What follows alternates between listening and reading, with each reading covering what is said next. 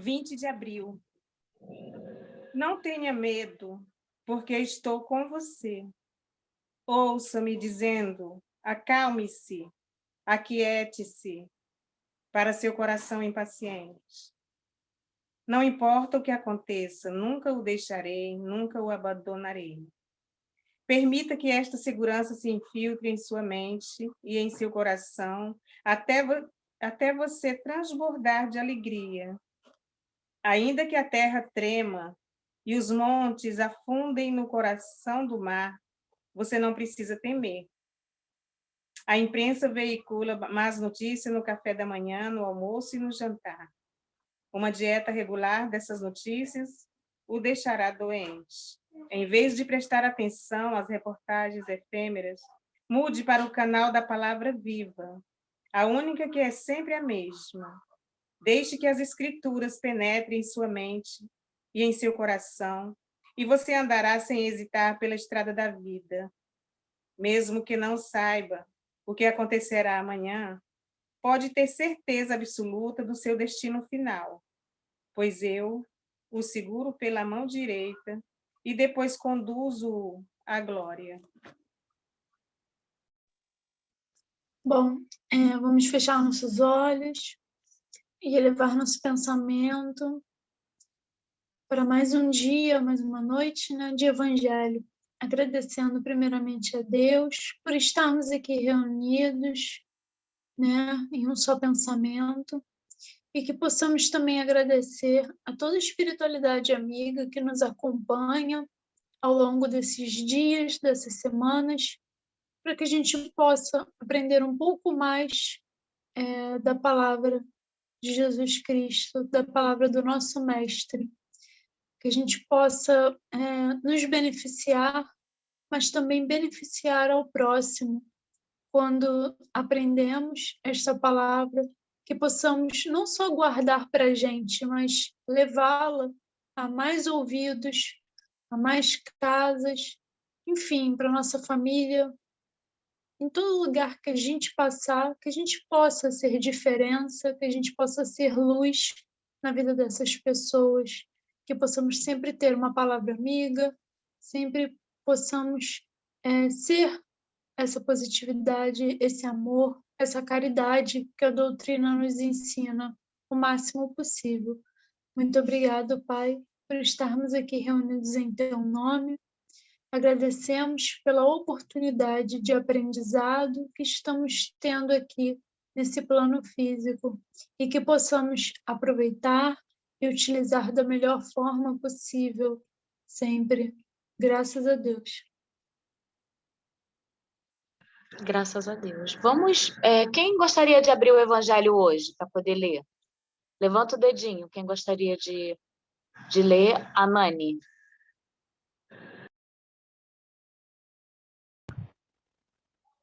Olá, pessoal. Estou fazendo aqui a escolha do capítulo. Capítulo 14. Honrai a vosso pai e a vossa mãe. Quem é minha mãe e quem são meus irmãos. Capítulo 14, item 5.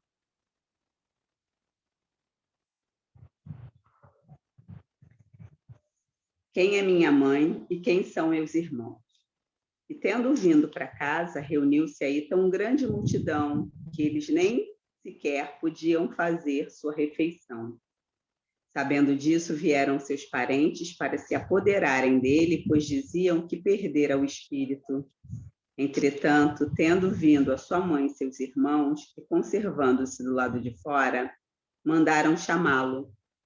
Ora, o povo se assentara em torno dele e lhe disseram: tua mãe e teus irmãos estão lá fora e te chamam. Ele lhes respondeu: quem é minha mãe? Quem são meus irmãos?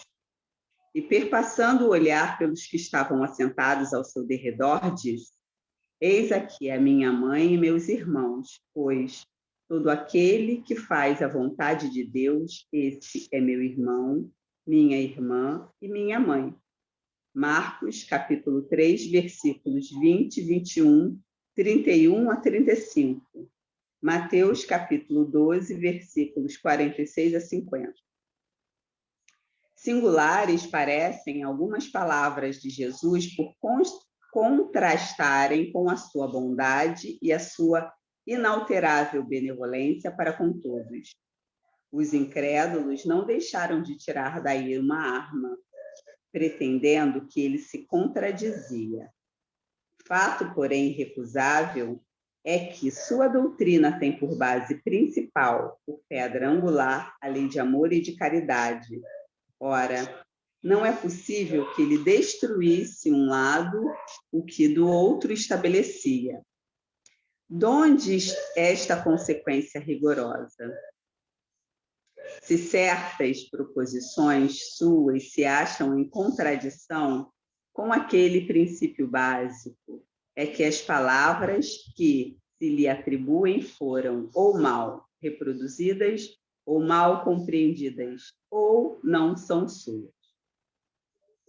Causa admiração e confundamento que neste passo mostrasse Jesus tanta indiferença para com seus parentes e, de certo modo, renegasse sua mãe. Pelo que concerne a seus irmãos, sabe-se que não o estimavam. Espíritos pouco adiantados não lhe compreendiam a missão, tinham por excêntrico o seu proceder e seus ensinamentos não os tocavam, tanto que nenhum deles o seguiu como discípulo. Dir-se-ia mesmo que compartilhavam até certo ponto das prevenções de seus inimigos. O que é fato, em suma, é que o acolhiam mais como um estranho do que como um irmão, quando aparecia a família. João diz positivamente, no capítulo 7, versículo 5, que eles não lhe davam crédito. Quanto à sua mãe, ninguém ousaria contestar a ternura que lhe dedicava. Deve-se, entretanto, convir igualmente em que também ela não fazia ideia muito exata da missão do filho, pois não se vê que lhe tenha seguido os ensinamentos nem dado o testemunho dele, como fez João Batista. O que nela predominava era a solicitude maternal. Se porque ele haja renegado sua mãe, fora desconhecer-lhe o caráter. Semelhante ideia não poderia encontrar guarida naquele que disse: honrai a vosso pai e a vossa mãe. Necessário, pois, se faz procurar outro sentido para suas palavras, quase sempre envoltas no véu de forma alegórica. Ele, nenhuma ocasião desprezava de dar o ensino. Aproveitou, portanto, a que se lhe deparou com a chegada da sua família para precisar a diferença que existe entre a parentela corporal e a parentela espiritual.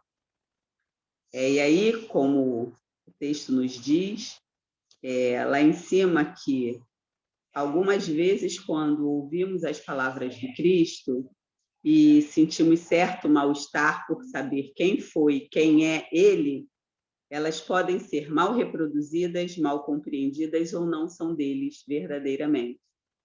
E aqui, para finalizar, quando ele disse no texto que ele não desprezava nenhuma oportunidade de ensinar e aproveitou que a família estava presente para mostrar a diferença entre aqueles com quem a gente convive aqui na Terra e aqueles com quem a gente convive há muitos anos, há muitos milênios, pode-se dizer, dependendo do espírito, no plano espiritual.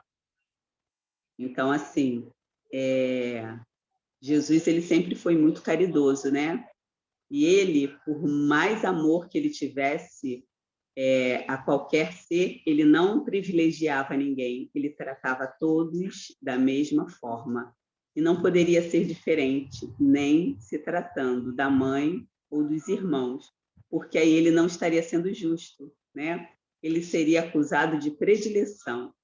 Então, ele informou aqueles que o acusavam de que todo aquele que faz a vontade de Deus, aquele é seu irmão, aquele é sua família, né? E essa família é a grande família espiritual a que o texto se refere mais adiante.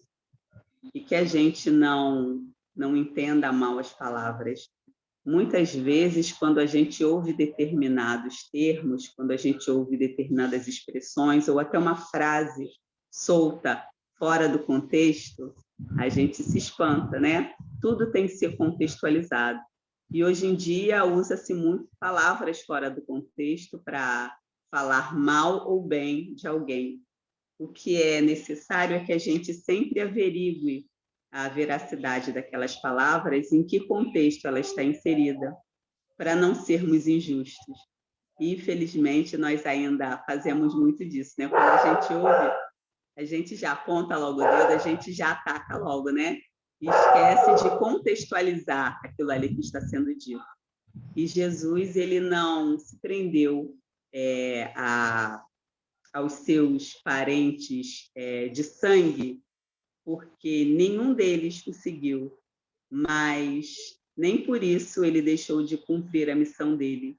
E aí, subentendido nesse ensinamento que tem aqui, hoje, ao ler esse texto, que eu já li algumas vezes, não foram tantas, mas algumas que me fizeram ir mudando de opinião conforme o aprendizado foi se instalando, eu achei interessante isso aqui, essa fala que eu nunca tinha percebido, né? Que muitas das vezes nós, por não sermos entendidos, por não sermos, vamos dizer, seguidos pelo outro, né? Compreendidos verdadeiramente, a gente se afasta do nosso ideal, né? Quem nunca passou por isso? Quando você tem uma ideia, independente de religião, qualquer que seja ela, e aí você expõe a sua ideia, as pessoas torcem o nariz, fala que não vai dar certo, outras fingem que não ouviu, e aí a gente muitas vezes se recolhe a nossa insignificância e deixa aquilo morrer. Então, eu acho que nesse contexto de hoje, mais do que o que quer realmente dizer o texto, né, com honrai a vosso pai e a vossa mãe, para mim hoje ficou esse aprendizado, né, que a gente nunca deve desistir diante de uma recusa, desistir diante de uma negativa de quem quer que seja, porque todos nós temos grandes capacidades e precisamos exercê-la. E ela está aqui, dentro da gente, esperando que aquela aguinha faça com que ela cresça e floresça. E, às vezes, aquela aguinha ela não vem de forma bacana, né? Ao invés de ser uma aguinha fresquinha que a gente joga para regar a planta, às vezes vem em forma de água quente, que é para matar a planta, para que ela não se desenvolva, né? Através das palavras que ferem, que magoam. E que a gente, claro que a gente fica magoado, mas que a gente pare um pouco e observe se o nosso pensamento, se o que nós queremos verdadeiramente não é maior do que a vontade do outro, porque é a nossa vontade, é a nossa vida. Então, eu acho que, se estivermos certos, é pertinente que a gente persista, né? Persevere, que a gente não deixe o sonho morrer porque alguém não acredita. Ninguém é obrigado a ter os mesmos sonhos que a gente, né? Cada um tem um sonho, cada um tem um objetivo na vida. E aí, a gente desistir porque não teve o aval do outro, puxa, é covardia nossa, né? É fugir à nossa responsabilidade, porque o sonho é nosso, a responsabilidade é nossa. Nós é que temos que fazer com que aquilo aconteça. Ontem, em um estudo, o rapaz que dava o estudo, ele falava, foi um exemplo que ele deu, era o estudo do Livro dos Espíritos, e ele estava falando de uma oportunidade que uma pessoa teve de... ela tinha a missão de vir à Terra e fazer uma casa para abrigar crianças que moravam nas ruas. E aí ela veio, ela conseguiu o terreno, ela conseguiu construir a casa, mas ela era assim... acredito que fosse daquelas pessoas que só querem fazer quando tiver tudo 100%, né? Tem que estar tudo prontinho, tudo bonitinho. Esqueceu da necessidade do outro que estava lá na rua, se ela já tinha um telhado, se já tinha parede. Se já tinha condição de entrar alguém, ela poderia ter recolhido essas crianças, né? Mas ela não fez. E aí ela ficou, não, eu só vou abrir quando tiver tudo pronto, ainda não está do meu gosto, e aí ela desencarnou. Ela não conseguiu terminar a obra dela, né? E quando chega na pátria espiritual, ela fica muito frustrada.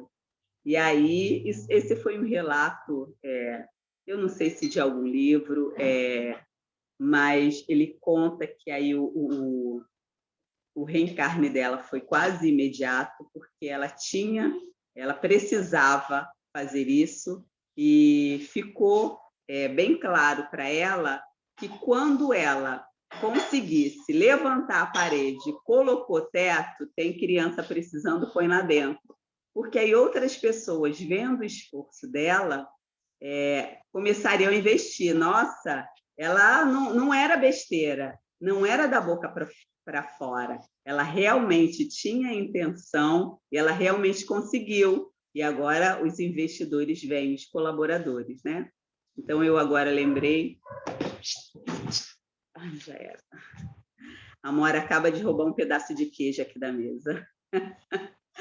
Ai, meu Deus. Aí fica assim, um incentivo para que a gente não... Ela não desistiu do sonho dela, né? Ela viu o pessoal preparando aqui, ninguém dava nada para ela, ela resolveu investir, foi.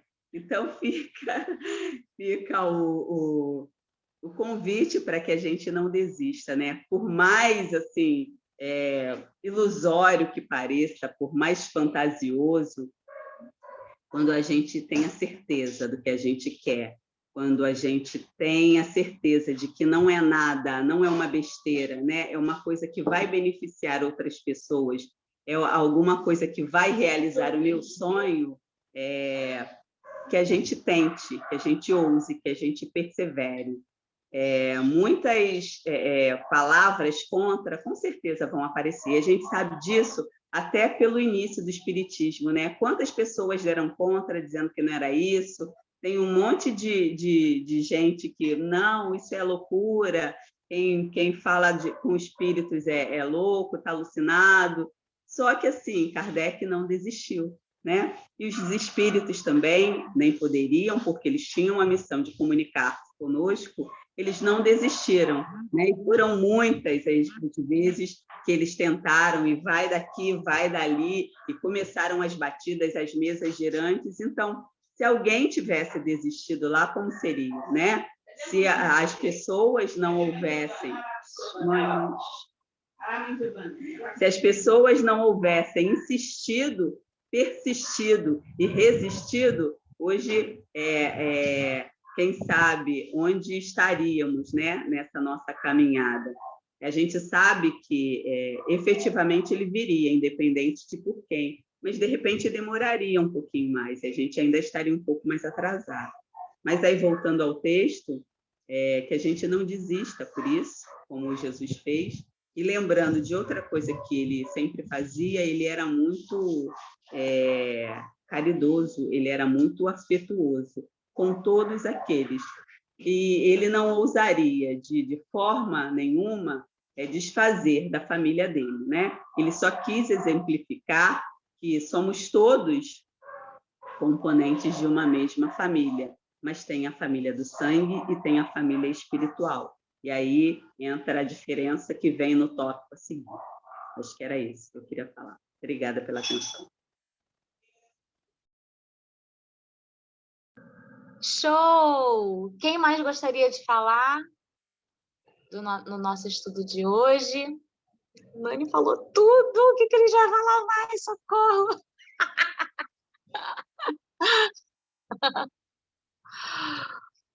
Falou exatamente o que eu tinha separado para falar, que é a parte do texto. Todo aquele que faz a vontade de Deus, esse é meu irmão, essa é minha mãe, minha irmã. Então, ele usava todas as oportunidades que ele tinha para poder educar, né? Não é? Ele não estava desdenhando, ele só estava educando, ensinando. E foi tão forte tudo que ele ensinou que a gente está aqui até hoje estudando. 2000 anos já se passaram e a gente está aqui estudando a palavra dele. Fala, Lívia. Não, vocês foram falando, né? Foi o que a Su falou, a Nani falou tudo, né? Foi muito bom ouvir o que ela falou hoje. E também em relação, me fez lembrar muito daquele episódio, né, do André Luiz, 2 episódios. O do André Luiz, que quando desencarnou e depois teve aquela situação toda, acontece até no filme também, acontece aquela situação toda que só aquela senhorinha que era uma paciente dele, que ele nem dava muita bola, orava por ele. E também eu estou lendo aquele livro Voltei, do irmão Jacó, né, do Chico Xavier. Nossa, esse livro é muito bom. Eu estou lendo ele e também quando o Jacó faleceu, né, quando ele desencarnou, e ele ainda estava meio lá, meio cá, ele chegou a assistir, né, o corpo dele, né, o sepultamento, enfim, essas coisas. E os familiares dele só lamentavam, e ninguém parava realmente para orar por ele, sabe? Acho que só uns amigos assim mais distantes, amigos de convivência dele, não sei, não lembro agora direito, que estavam parados realmente orando por ele, entendeu? E ele sentiu isso, tanto que ele se sentiu mais atraído, o espírito dele, para esses amigos que estavam de fato orando por ele naquele momento. Então aí a gente percebe, né, esse negócio todo de simpatia, né, das boas energias, o que acaba nos atraindo, né? Aquele momento ele não estava precisando da lamentação, né? Ele estava precisando era de oração, porque ele estava numa confusão mental com o espírito, né? Meio já tinha desencarnado, mas ainda estava muito cedo o desencarne dele, ele ainda não estava entendendo muita coisa, enfim. Então, aquela confusão toda, né, que acaba acontecendo nesse momento, né, que a gente morre, né, essa perturbação. Então, aí a gente percebe, né, a simpatia, como ela acaba aproximando, né? Não necessariamente, como Jesus mesmo falou aqui na leitura, um pai, uma mãe. Às vezes não. Às vezes eu posso sentir mais simpatia por não sei, um tio ou alguém que nem é meu parente do que pelo meu próprio pai, minha própria mãe, entendeu?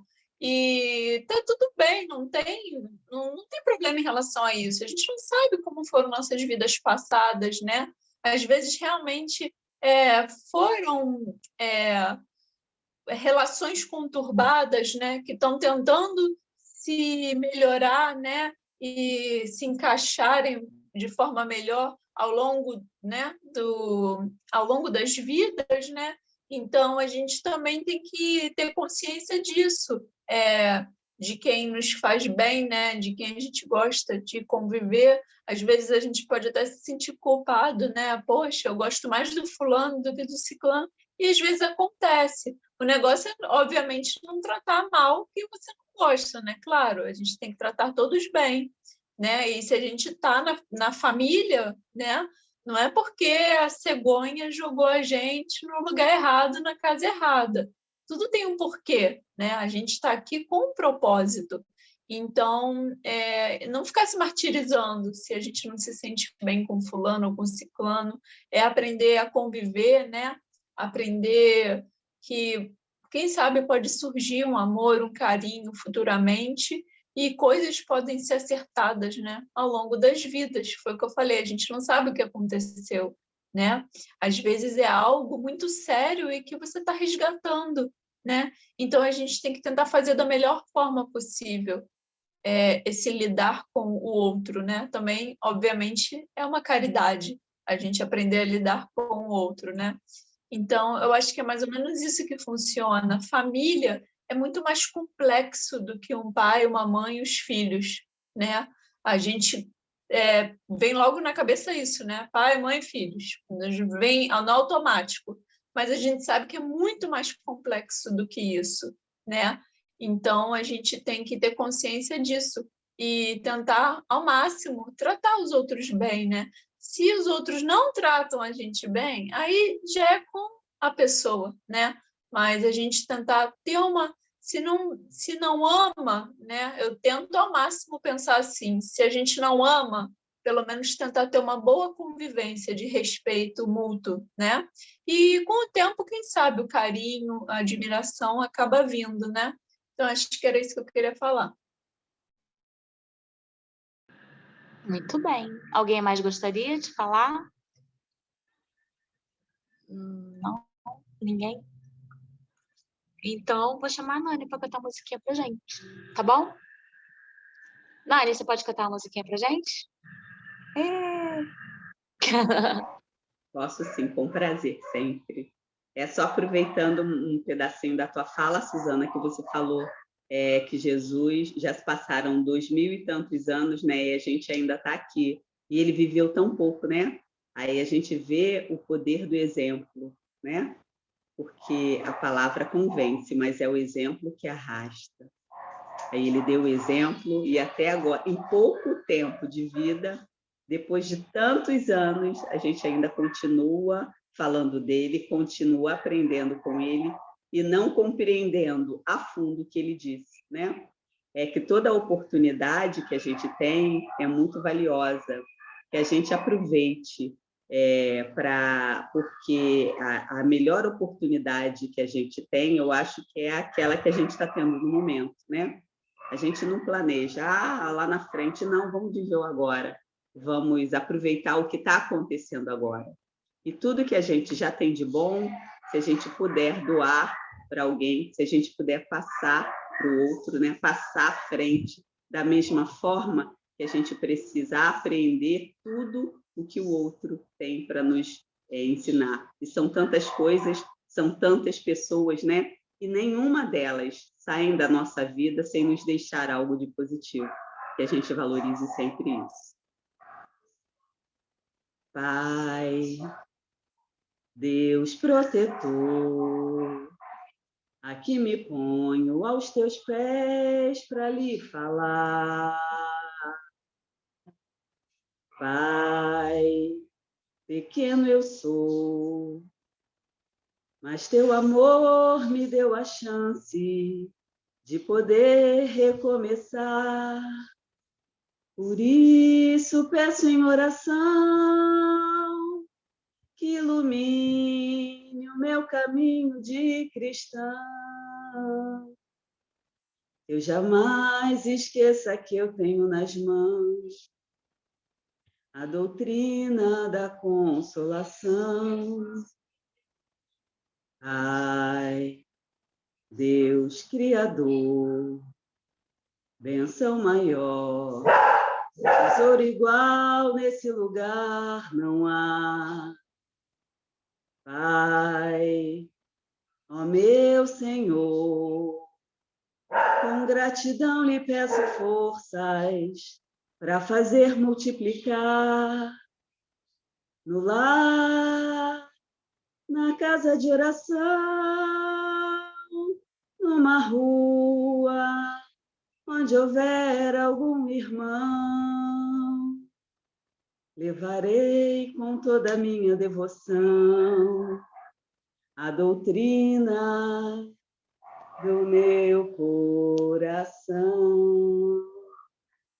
Mestre Jesus, maravilhoso é estar aqui nesse momento para falar de Ti e dos Teus ensinamentos.